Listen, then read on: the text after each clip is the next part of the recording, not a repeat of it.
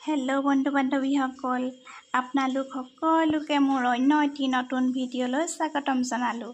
মই আজি ভিডিঅ'ত আপোনালোকক দেখাম ভেদাইলতা বৰ।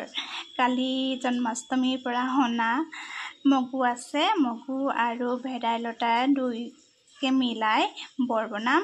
কাম কৰি থকাৰ মাজতে ভাবিলোঁ চাহ অকণমান খাই লওঁ, চাহকণো যতনাই লৈছোঁ। আপোনালোককো দেখাই থাকোঁ পকৰি বা বৰ বনোৱা। আপোনালোকেও বনাই, সকলোৱে পকৰি বা বৰ বনোৱা ষ্টাইলটো বেলেগ বেলেগ।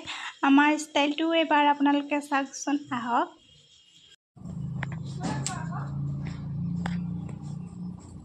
এয়া হৈ গ'ল মগু আৰু ভেদাইলতাৰ মিক্সাৰ।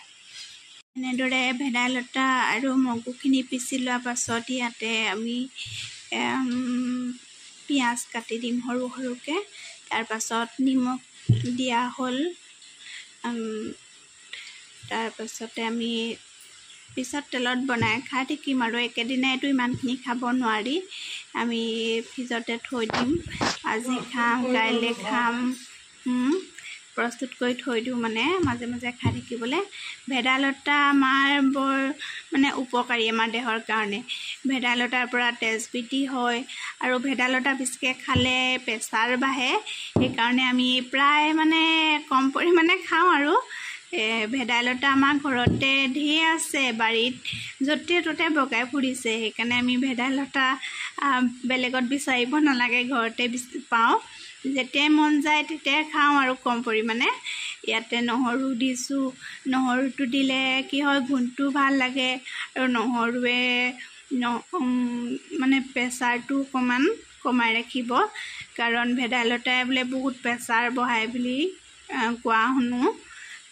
আহক পকৰি দেখাওঁ, আহক।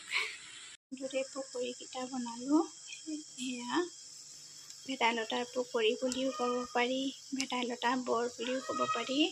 আৰু এইকেইটা এতিয়া আমি ভাতৰ লগত গৰমে গৰমে পৰিৱেশন কৰিম।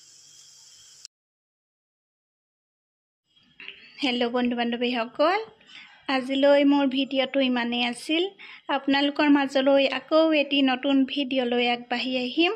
আপোনালোকক বহুত বহুত ধন্যবাদ, আপোনালোকে মোক মৰম দিয়াৰ বাবে আৰু আপোনালোকে মোৰ ভিডিঅ'টো ইমান ধুনীয়াকৈ চোৱাৰ বাবে। ধন্যবাদ।